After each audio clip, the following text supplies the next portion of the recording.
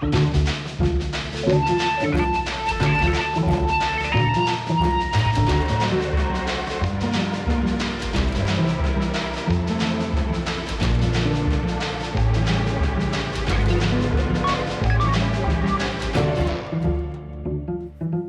l'actualité des idées aujourd'hui, l'appel d'un collectif de penseurs à recréer du lien.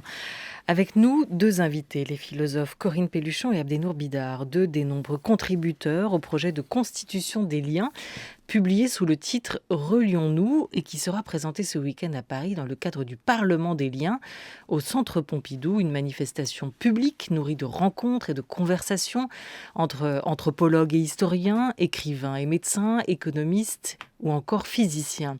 Une réflexion lancée par Henri Trubert et Sophie Marinopoulos, les fondateurs des éditions Les Liens qui libèrent, et qui part d'un constat: nous vivons une crise de la représentation et donc une crise politique. Bonjour Corinne Pelluchon. Bonjour. Vous êtes spécialiste de philosophie morale et politique, auteur d'une éthique de la considération parue en 2018 et cette année au seuil de Les Lumières à l'âge du vivant. Bonjour Abdenour Bidar. Bonjour. Vous êtes un spécialiste des religions, de l'islam notamment, auteur en 2018 de Libérons-nous, tiens déjà, et la libération des liens. Apparaître en août prochain, Génie de la France, le vrai sens de la laïcité, ce sera chez Albin Michel.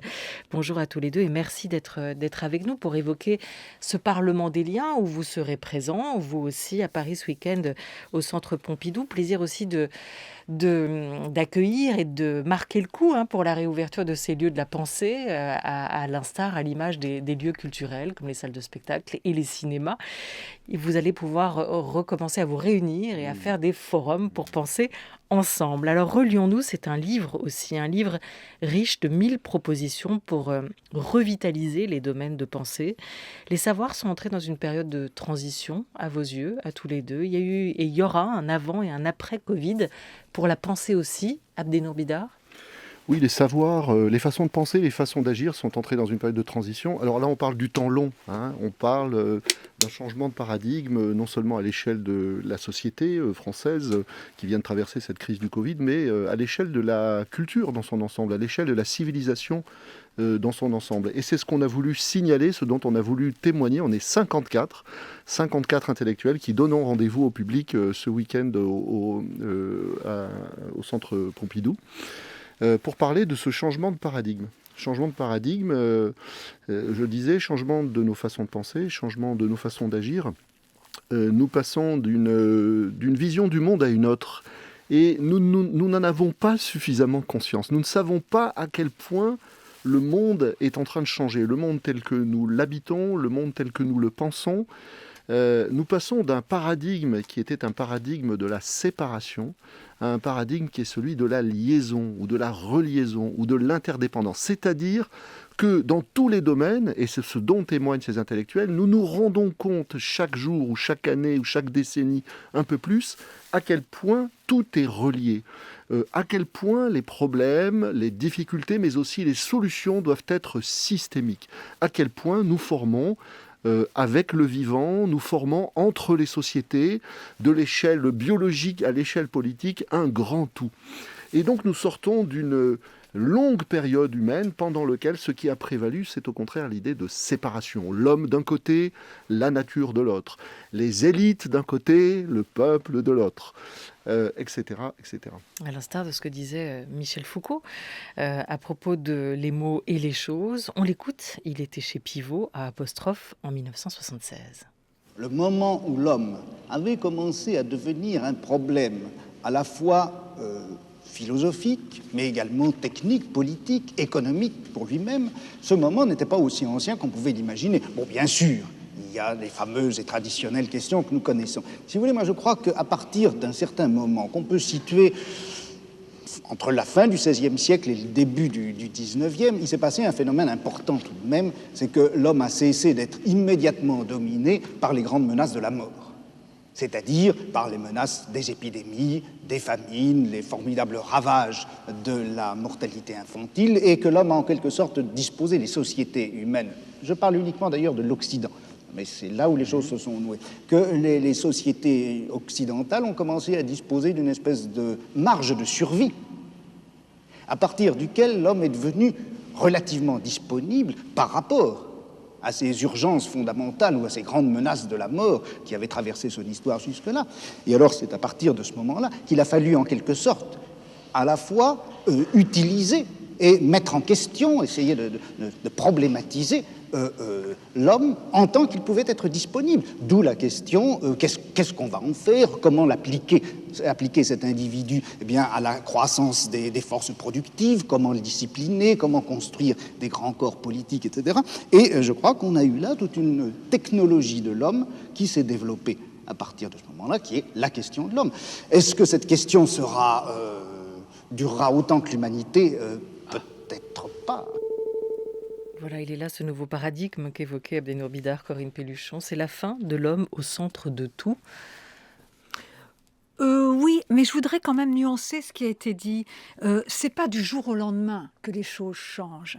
Il y a quand même des écrits, ça et là, qui attestent l'importance d'une évolution qui peut aussi être une révolution dans la manière de se penser et de penser son rapport à la nature et aux autres vivants, qui donc prend la mesure de nos interdépendances et de notre corporéité. Mais là, ce geste-là d'un travail collectif, c'est la manière de le rendre public et de montrer qu'il y a plusieurs voies pour exprimer cela.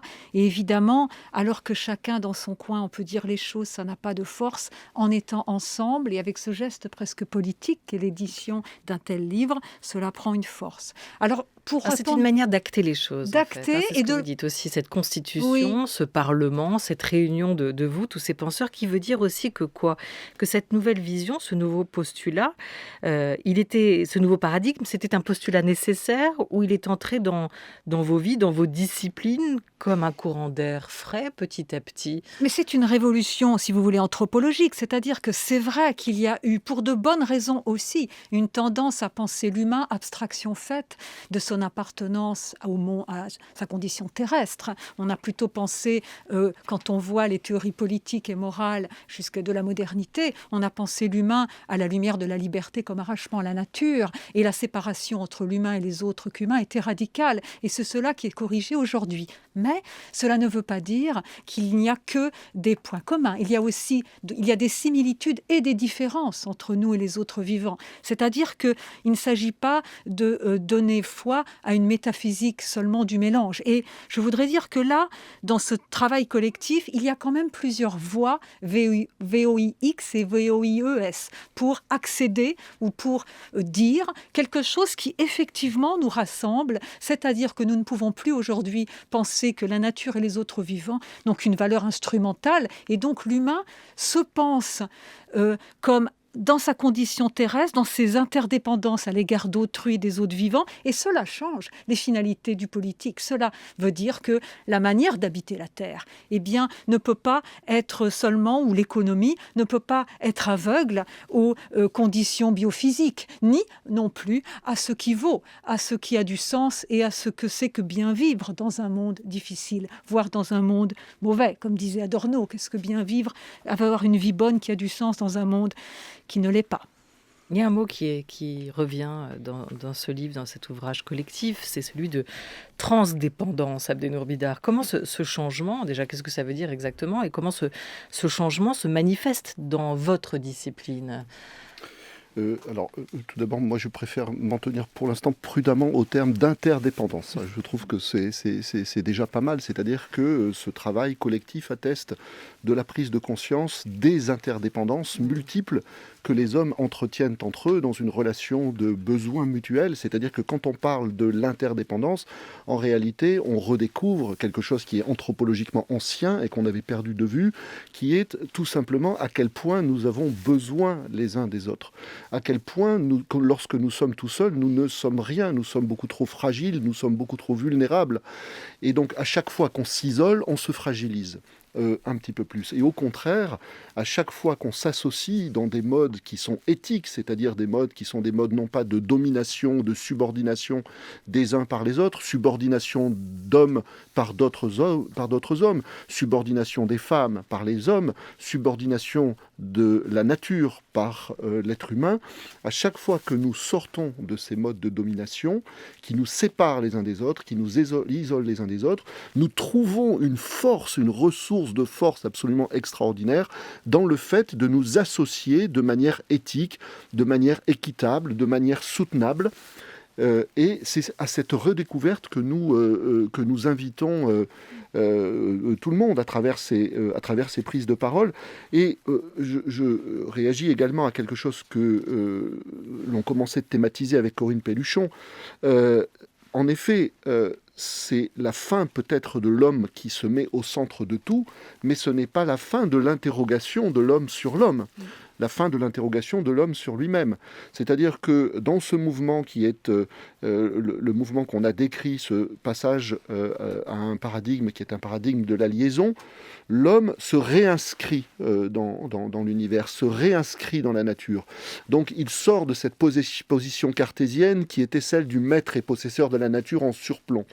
Mais, tous ces travaux que nous publions aujourd'hui en attestent, cela renouvelle l'interrogation de l'homme sur l'homme et plus précisément l'interrogation de la responsabilité de l'homme dans ce moment de réinscription au sein de la nature ou ce moment dans lequel on va essayer de repenser à la fois la société que nous faisons avec la nature, mais également la façon dont nous faisons de société, nous les êtres humains, selon ce nouveau paradigme de la liaison coopération. Voilà, et ce qu'on retrouve notamment parce qu'il faut raconter que vous avez travaillé tous Oui. pour ce livre, en tout cas Relions-nous, par thématique. Vous vous retrouverez ce week-end pour des conversations, donc ce sera à 2.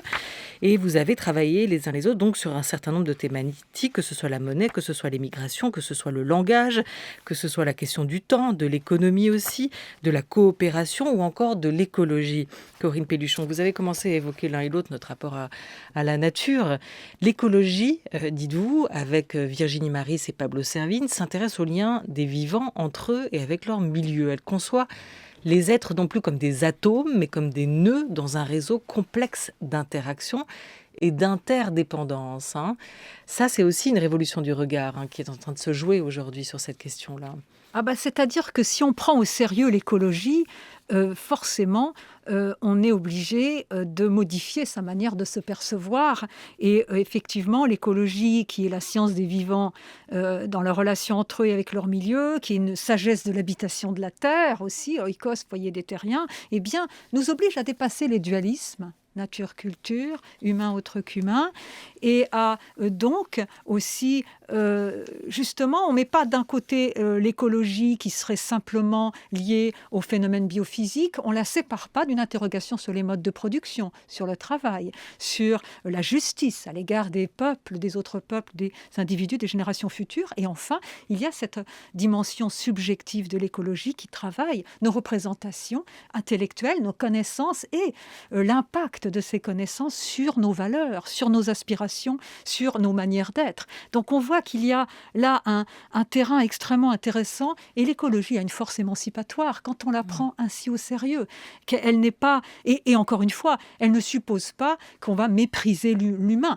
Et dans mon cas d'ailleurs, l'écologie n'est pas contraire à l'humanisme, lequel signifie non pas que l'humain serait au centre de tout, mais que c'est l'humain qui allume la valeur des choses, même si les valeurs des choses n'est pas relative à son point de vue étriqué. Et c'est aussi en partant d'une transformation des individus que l'on peut protéger la nature et les autres vivants. Et puis, il y a cette idée que aussi les animaux, par exemple sauvages, eh bien, ne veulent pas forcément de nous. C'est-à-dire que le tissu du vivant n'est pas forcément harmonieux. Il est dynamique et il n'est pas toujours harmonieux. Donc ça aussi, il y a tout un tas de réflexions et d'obstacles épistémologiques à dépasser pour avoir un rapport aux autres vivants. Mais c'est vrai que je crois que dans ce livre-là, j'ai lu vraiment des textes que j'ai beaucoup aimés. Il y en a sur la douceur en philosophie. Il y a vraiment beaucoup d'imagination. Eh bien, c'est une autre manière d'habiter la Terre et de vivre avec les autres, et peut-être pour aussi un monde commun à transmettre. Et ça, je dirais pour finir que ce qui est très intéressant, ce n'est pas seulement les idées, le contenu, c'est la manière de les dire, c'est le style.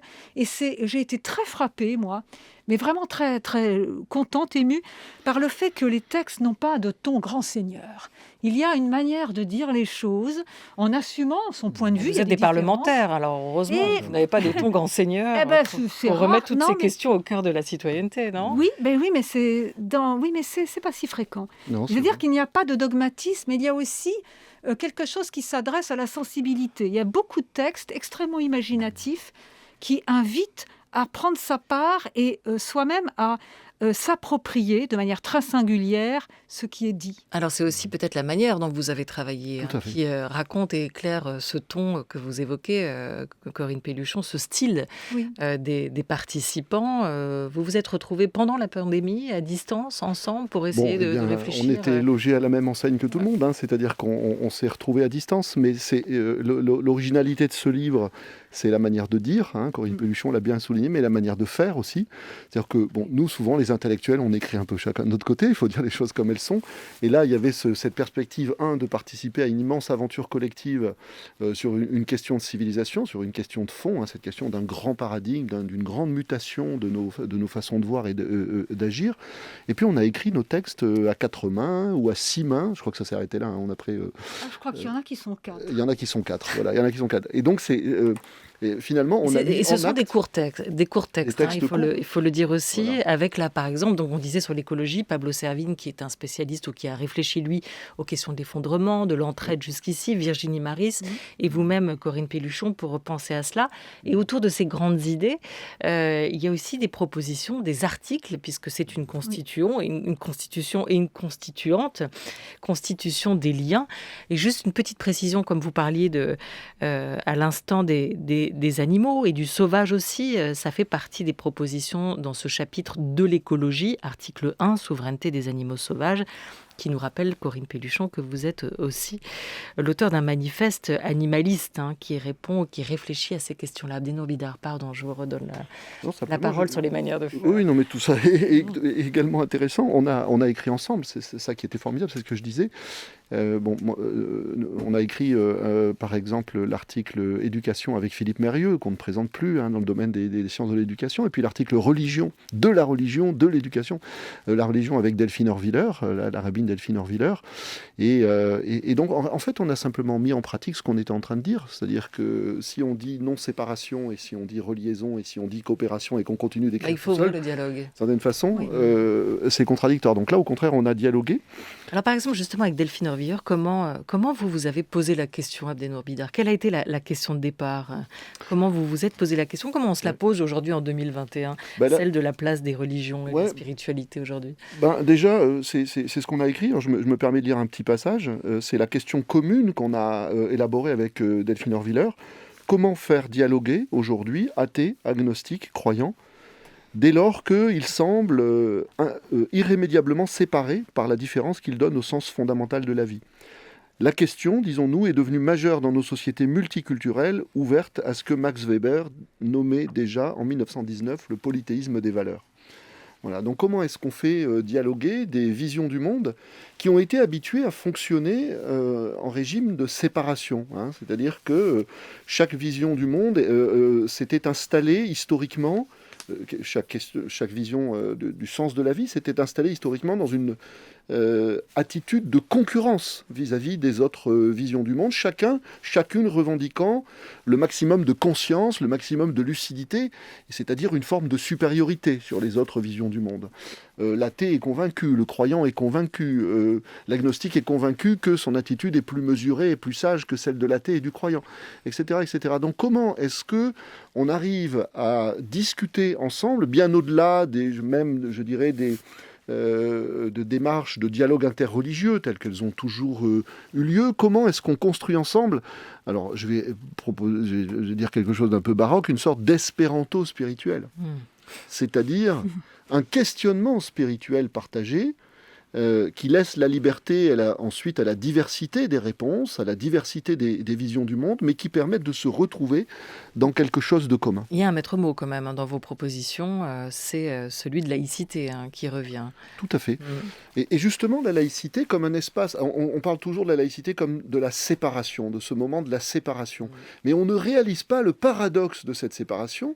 Et le paradoxe de cette séparation, c'est d'installer une liaison, ou je dirais une fraternité et spirituelle, puisque voilà que dans l'espace laïque, les athées, les agnostiques et les croyants ont strictement les mêmes droits et les mêmes devoirs. Donc il y a une sorte de fraternité implicite, si vous voulez, à laquelle dont on ne fait jamais mention dans la laïcité. Fraternité, dit Abdenour Bidar. Vous avez travaillé, vous, Corinne Pelluchon, sur l'éthique de la considération. C'est une éthique du lien aussi, en fait, l'éthique de la considération.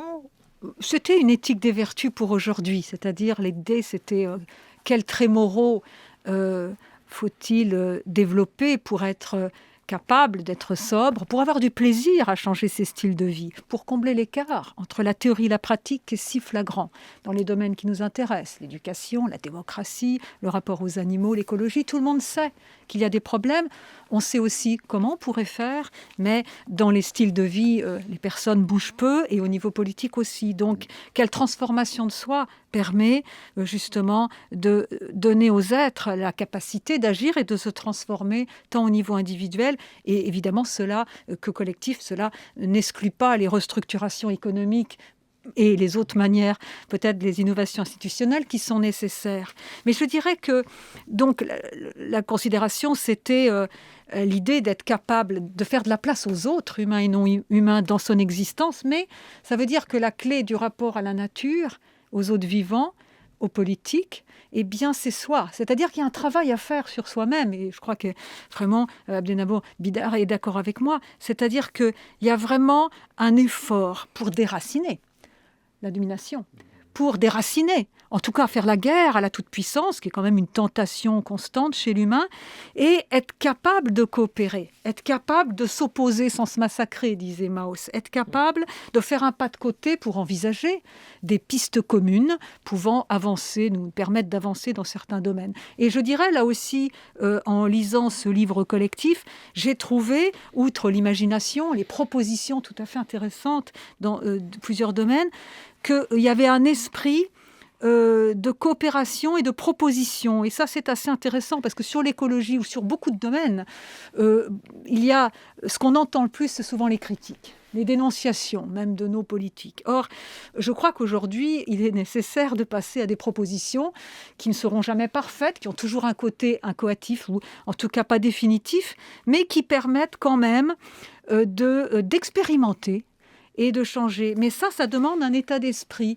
Et là encore, je crois que c'est important de dire que ce travail-là collectif, comme le travail qu'on fait chacun, je crois, Abdenour Bidar et moi, de notre côté, c'est un travail de construction, de proposition, mais quand on parle comme ça, il faut toujours être conscient des forces contraires et du fait que ce qui nous entoure, c'est quand même l'opposition, la compétition, la domination, et que bien souvent, même la République des idées n'est pas très harmonieuse et souffre de ces mêmes vices. Donc voilà. Donc là, est-ce qu'il faut pour autant, d'ailleurs, tuer toute conflictualité? Non. Elle n'est pas aussi, elle ne nourrit pas, elle alimente pas la discussion et le débat d'idées. Non, il s'agit de savoir construire nos désaccords, comme on le dit, comme on le dit souvent. C'est la formule consacrée. Mais Corinne Pelluchon a tout à fait raison d'insister que la première dimension, parce que changer de paradigme, c'est pas seulement quelque chose qui se fait à l'extérieur, c'est quelque chose qui demande aussi à se faire à l'intérieur et à partir de l'intérieur et donc à partir de l'éducation. Et là, je me permets de mentionner ce qu'on a dit dans ce livre avec Philippe Mérieux. On a insisté sur l'importance que demain, à l'école, on habitue dès le plus jeune âge les enfants... À penser contre eux-mêmes, à quoi? Déjà à travailler en équipe. À travailler en équipe, c'est-à-dire à ne plus être installé d'office dans cette situation du chacun pour soi, où chacun travaille pour sa réussite, chacun travaille pour conquérir sa place au soleil. La notion d'équipe à l'école aujourd'hui est insuffisamment développée. On parle d'équipe dans le sport, du côté de l'EPS ou du côté des clubs, mais le reste du temps, on est tout seul. On est tout seul en face de sa feuille blanche, on est tout seul en face du devoir à rendre, on est tout seul en face du diplôme à obtenir. Donc, comment est-ce qu'on transmet le sens de la coopération? Il y a là quelque chose qui n'est pas magique, mais qui, comme tout chez l'être humain, en tout cas tout ce qui a de la valeur, demande à être cultivé, mis en culture, ce que Pierre Hadot appelait la culture de soi. Bon. Et donc, il s'agit d'apprendre à travailler en équipe. Mais pourquoi? Dans quel but? Eh bien, dans le but d'être plus tard, dans la cité, un citoyen actif, un citoyen participatif. Mais ça veut dire un changement profond de notre démocratie, un changement profond de nos institutions. Parce que comme le dit Patrick Vivray de manière critique dans le livre, Patrick Vivray qui est un autre contributeur, nous vivons dans des démocraties électorales, des démocraties de la rivalité, qui instituent sur le plan politique la même concurrence qu'ailleurs. C'est-à-dire que la démocratie, qui devrait être le lieu politique de l'élaborer ensemble, de l'agir ensemble, aujourd'hui, à cause de la crise de la représentation, va dessaisir les citoyens de toute véritable responsabilité, initiative et décision politique au profit d'un certain nombre d'élus. Et là, même dans le mot, on retrouve le caractère pyramidal du paradigme d'avant, c'est-à-dire le paradigme de la séparation, le paradigme de la domination. On le voit encore dans cette campagne, on a des élections qui approchent, c'est extrêmement vertical. C'est complètement toutes les formes et tous les pans de la démocratie, à vos yeux, qu'il faut revoir ou rediscuter, de la démocratie sanitaire à la démocratie éducative. Tout à fait. Et je voudrais insister là-dessus parce que nous sommes des intellectuels, mais ce Parlement des liens, par sa dénomination même, est un acte politique. C'est politique ce que nous faisons. C'est politique, c'est-à-dire que on ne témoigne pas seulement d'un changement de paradigme, on est en train de dire attention, si au niveau politique, si au niveau écologique, si au niveau scientifique, nous continuons de vouloir à toute force travailler, œuvrer, agir selon le paradigme ancien, ça ne marchera plus. Mais beaucoup vous diront aujourd'hui quand même que c'est aussi un acte politique que de défendre sa communauté, que de défendre son identité, que de défendre les minorités, que de défendre les discriminés. Est-ce que vous ne pensez pas qu'il est trop tard aujourd'hui ou qu'en tout cas le moment est mal choisi dans un temps où on a le sentiment que la société est plus que jamais polarisée, fracturée aussi. Tout à fait. Mais c'est peut-être pour ça que nous intervenons maintenant. C'est-à-dire que comme dans tous les moments de très grande transition, il y a à la fois des crises et à la fois des émergences. À la fois des émergences et à la fois des résistances.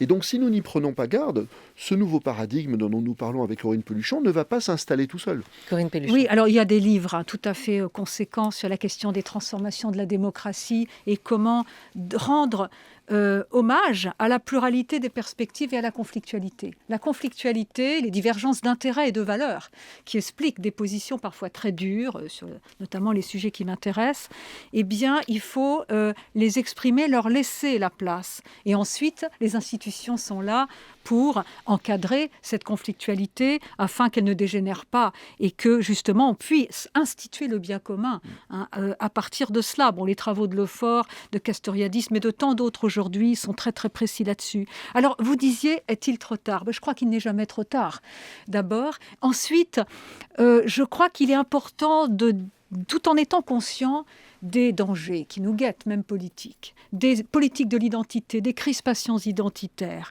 de la haine qui existe aujourd'hui, il est important aussi de dire qu'il existe aussi de la coopération, qu'il existe du travail en commun, qu'il existe pas seulement au niveau des individus, mais au niveau de petits collectifs, des initiatives positives, des alternatives. Et à bas bruit, des choses se passent, il s'agit peut-être de les rendre visibles. Souvent, les choses intéressantes ne sont pas forcément spectaculaires. Elles se font parce que justement, quand on est dans des périodes de changement, les mouvements de fond, les mouvements profonds, eh bien,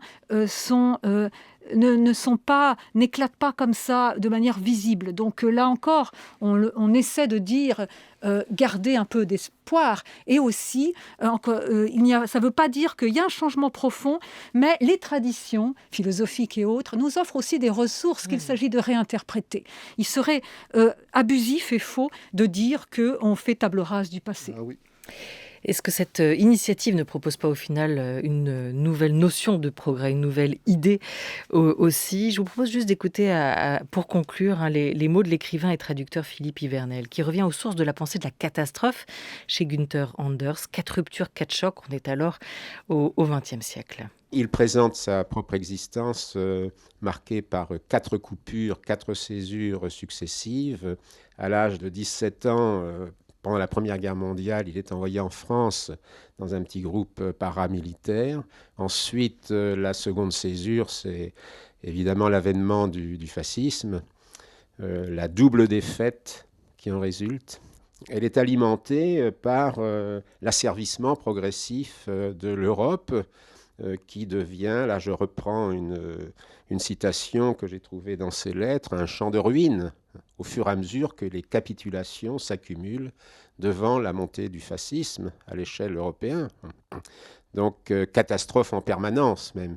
C'est un mot d'Adorno qu'on peut aussi trouver chez Benjamin. Donc ce climat-là est tout à fait familier, pourrait-on dire. Le climat de la catastrophe est familier à toute une intelligentsia lucide qui enregistre le désastre dans ses graduations et dans ses progressions au fur et à mesure des abandons successifs de l'esprit démocratique face à la montée du fascisme.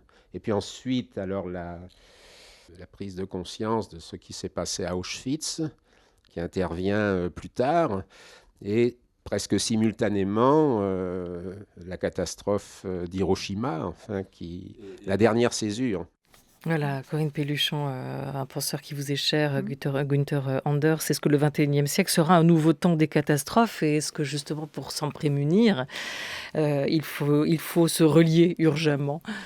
Bien, en tout cas, je crois qu'il faut penser qu'un nouvel âge pourrait naître, qui n'est pas de rien, mais qui est lié justement à cet espoir qu'il soit possible de vivre, d'habiter autrement la Terre et de vivre avec les autres, humains et non humains, de manière plus juste. La question de la justice est fondamentale. Qu'est-ce que la justice ? Cette justice, aujourd'hui, elle est élargie aux générations futures, à la nature, aux autres vivants. Et moi, dans mon livre « Les Lumières à l'âge du vivant », j'ai nommé une époque par cette tâche et cette ambition qui, évidemment, doit être collective. Voilà, c'est Abdenour Bidar, on terminera là-dessus, peut-être l'espoir qu'il faut transmettre à cette nouvelle génération, oui. Celle qui commence peut-être aussi sa vie avec cette première catastrophe qu'est la pandémie, ou qui l'a commencé un peu avant ce XXIe siècle avec le terrorisme. Il y a un espoir à transmettre. Oui, mais alors là, on a reçu quand même des avertissements assez sérieux, c'est-à-dire que peut-être qu'on pensait que le XXe siècle étant derrière nous, le XXIe siècle serait forcément meilleur. Moi, je ne pense pas. C'est-à-dire, je pense qu'il le sera à une condition, qui est que nous comprenions bien ce qui s'est passé jusqu'au XXe siècle. C'est-à-dire que nous avons vécu justement une période humaine qui était constituée d'une multitude de divisions, de dissociations, de séparations. Et nous devons maintenant réparer ensemble le tissu déchiré du monde. Relions-nous, la Constitution des liens, l'an 1, cet ouvrage collectif, et vous êtes 2 des contributeurs de cet ouvrage, vient de paraître au Liens qui libèrent. On vous retrouvera l'un et l'autre pour des conversations. On met les dates sur le site internet de la Grande Table ce week-end au Centre Pompidou pour ce Parlement des liens à l'initiative de la maison d'édition Les Liens qui libèrent. Un grand merci à vous 2, un grand merci à toute l'équipe de la Grande Table, à Jean Bulot avec Laura Dutèche-Pérez pour la Grande Table des idées, à Oriane Delacroix avec Henri Leblanc pour la Grande Table culture. Merci beaucoup à Valentine Alloin pour ses préparations. À la réalisation aujourd'hui, c'était Thomas Beau avec Nasser Moussaoui à la technique. Je vous dis rendez-vous samedi pour En français dans le texte avec une dictée de Rachid Santaki. Lundi pour une nouvelle semaine de Grande Table avec Alain Souchon et Anne Sinclair pour ouvrir cette semaine. Et puis demain, vous retrouvez Lucille Como pour la Grande Table critique.